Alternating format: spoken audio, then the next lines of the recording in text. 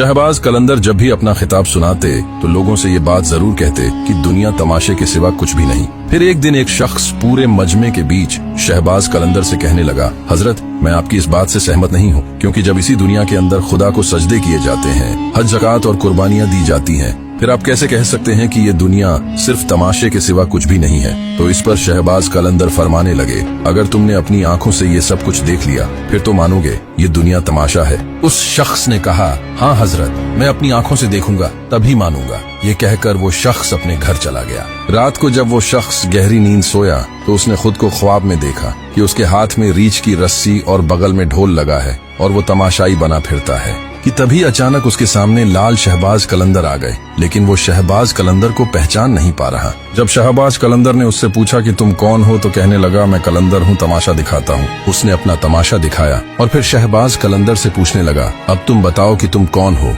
तो इस पर शहबाज कलंदर ने फरमाया, मैं भी कलंदर हूँ। उसने कहा, अगर तुम कलंदर हो तो फिर तमाशा दिखाओ। शहबाज कलंदर ने पेड़ की तरफ इशारा किया तो पेड़ के बीच एक दरवाजा बन गया। फिर उस रीछ वाले से फरमाया, इस दरवाजे से अंदर चले जाओ और पीछे मुड़कर मत देखना, तभी तुम्हें मेरा तमाशा समझ आएगा। वो जैसे ही इस दरवाजे से गुजरा तो देखा कि दुनिया ही तब्दील हो गई है और कहने लगा, ये मैं किस दुनिया के अंदर आ गया हूँ। वो शख्स परेशान होने लगा कि तभी अचानक उसे कुछ सिपाहियों ने घेर लिया और रोकर कहने लगे, बादशाह सलामत, आप इतने दिन कहाँ थे? आपकी सल्तनत में अफरा तफरी मची है, आपकी मल्लिका रो रो कर आपको याद करती है। फिर सिपाही उसे एक आलीशान शाही महल के अंदर ले गए और एक औरत को पुकार कर कहने लगे, रानी साहिबा बाहर आइए, बादशाह सलामत वापस आ गए, हम बादशाह को ढूंढ लाए हैं। रानी दौड़कर बाहर आई और आते ही उस शख्स के गले लगकर रोने लगी और गिले शिकवे करने लगी, मेरे सरताज आप मुझे और अपनी सल्तनत को छोड़कर कहाँ चले गए थे? फिर वो शख्स वहीं फंस गया। वक्त गुजरता रहा, गुजरते गुजरते बड़ा अरसा हो गया। वो रीछ वाला शख्स बूढ़ा हो गया।